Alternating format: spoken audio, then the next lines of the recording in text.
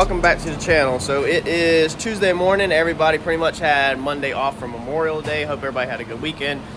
We dived right into today. I have a graduation for one of my daughters to be at this morning at 10 o'clock. So that's going to time me up from like 10 to 11:30. I'm going to skip lunch, get back at it from maybe 11:30, 12 till like 1:30. I got a dentist appointment at 2 o'clock. That's going to put me down for the whole rest of the afternoon. So not a ton of time this afternoon. Or today on working, but we're gonna try to make the best of it. I come straight in this morning 30 minutes early, dive right into it, and the shop was actually a wreck, so I asked Eddie to help me out and just kind of clean everything up so that I didn't have to do it, because normally I would come in and pick up my tools and pick up a couple things like that, you know, and not put that burden on other people when I made the mess. But I literally don't have the time. I barely have the time to even record this. So there's not going to be a ton of recording for this step, but I just want to kind of touch base real fast and show y'all what we're doing and what the plans are briefly. There's no work even going on that's going to even be interesting to cover or time lapse. I can pretty much sum it up within a few minutes for y'all real fast this morning, and then we're going to catch back up with y'all on probably maybe some more primer work or prep work for paint. So let me flip you around real fast and show you what we're doing. So all I did is more come in, sand my bumper out, did not touch my corners. So all of this is sanded out because I don't want to create flat spots. So basically, being this spot is curved, you don't want to come in here with the flat sander and cut into the plastic. So I do this by hand. Some of the curves I roll, some of them I don't. This one over here, I kind of rolled, and I wanted to do this to kind of show y'all as an example. You can see, even with me moving fast, how I cut through the primer right there in bands, and that's because you have a flat sander sanding on a curved surface. So that's not going to create no problems at all. I just wanted to kind of show you if you did do it. I haven't cut through to the plastic. This is through the old paint. You know, you can see the gold, that's the old paint. So we're not down into the plastic or nothing like that.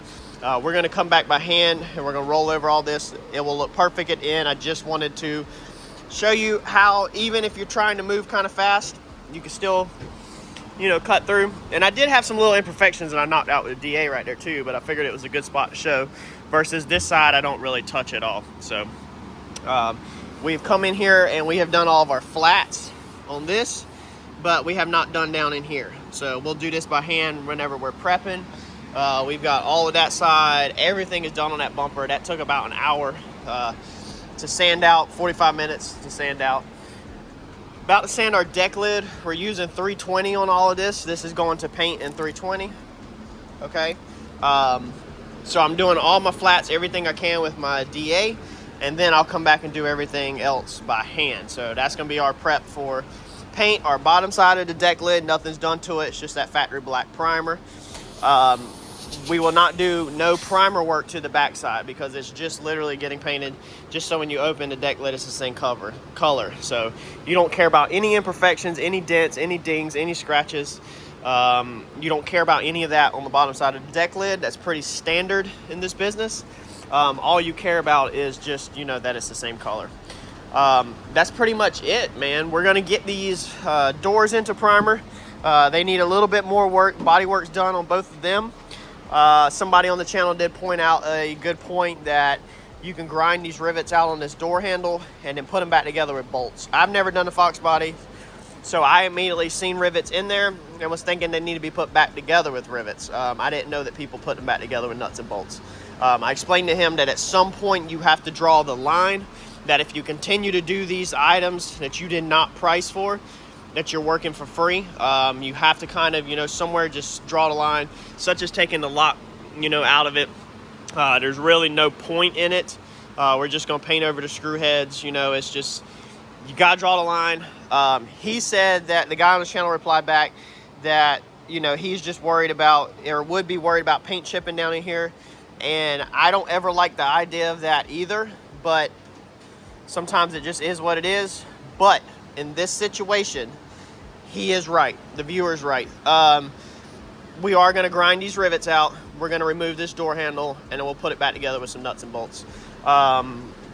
It will probably take a couple minutes longer to do that than it will to try to sand all down around here, you know, and make sure you got a good adhesion down there. So I'll feel better about my work. I greatly appreciate y'all for everything you recommend and point out, because I do take y'all's advice sometimes. But on that situation, you have to understand, if you are new to this and you're trying to do this on the side, or you're just starting out, technically you're working for free now, because you did not charge enough to completely break these items down. You know, if this is your own project, then man, dude, go ahead and get that lock out of there, go ahead and get the glass out of there, clean everything, dude. If this is your own project, take that thing down to nothing if you got all the time in the world. If you're trying to do this for a buddy or something like that, then you know, you got to draw a line somewhere. So we're gonna come in here and prep this. We still have all the tail light panel to clean up. That gets no primer work, because everything gets hidden by tail lights except for right here to right here, and then this gets hid by a license plate if he runs a license plate. So really, no primer is to make things look good. That's what primer does, okay? So there's no need of primer work back there. We can just sand, use the foundation we already have, scuff stuff up, paint right over top of it. We're gonna get everything broke down. We've got to grind out this rust still. We're gonna put a little rust treatment on it. I know some of y'all recommended Pour 15. I have heard of the product. I've never used the product. So the stuff that I use is stuff that I picked up on the weekend for my Comet. It worked out good. Again, I'm doing it just to treat rust. I didn't charge anywhere in the invoice or anywhere in our conversation was anything about rust treatment. So going out and buying Pour 15 and then applying it, even if it's just a rattle can, now you're adding up rattle can here, nuts and bolts over there. You know, just, I'm not trying to run the customer's bill up out of respect, and the customer does not expect me to work for free, and I don't want to work for free. So I've been very happy working with this gentleman. He's very understandable, very good guy. You know, he told me to charge him for like the extra that we deleted up here and stuff like that. But I'm not trying to run the man's bill up. So we're gonna still get, we plan on getting the brake lines out, hopefully. The K member is still on the board right now. I'm gonna probably just take it out. It'll probably be quicker. I have to undo these hats. But we'll go over all this stuff whenever we get to this point. Strikers will not come out. That's gonna save me a couple minutes for sure, probably 30 minutes maybe on alignment. I don't think they'll come out. I might take them out. We'll see. See, that's where you just got to stop somewhere, man. You have to freaking stop somewhere, because then you ask yourself, okay, well, do you take these out? You know, the little buttons that trigger the interior lights on and off, which I can take that out and leave that out. The customer's cool with putting some of this stuff back together. We won't be taking none of this foam off. We'll be taping this up. So you have to draw the line somewhere, is what I'm trying to say. Let me get at it though, and we'll catch back up with y'all whenever we get something interesting going. All right, so Tuesday afternoon we were able to get the 2 doors in primer. Both of the doors got put in primer, and started sanding a little on the roof of the car. Had to call it short because I had to go to the dentist, like I said. And then we got the deck lid back into primer. You can see right there where we spotted in. So we ended up dolphin glazing them dents. They still had a little bit where the primer didn't fill in. And when I was priming it, if you watched that video, you know, we put, I think, like 3 extra coats on it. But we didn't like sit there and like puddle it up, you know, or do it too thick. And it just wasn't enough. It just wasn't thick enough to fill it in. So just like I said in the previous videos, we dolphin glazed it and then spotted it in. So spotting it in, you can see where that just means that you're just doing a little tiny spot on it and you're not doing the whole entire lid. So we're not gonna mess with that today. We're gonna focus on this shell. The goal for today is Wednesday. The goal is to, or the must pretty much, is to get this shell sanded out, prep for paint, completely in the paint booth, drip drying this afternoon. So that means sanded, all the edges sanded, door jam sanded, front end taken care of, cradle out of it if I decide to, firewall all sanded, like everything scuffed all up for paint, and it washed and then put in the booth so it can drip dry overnight.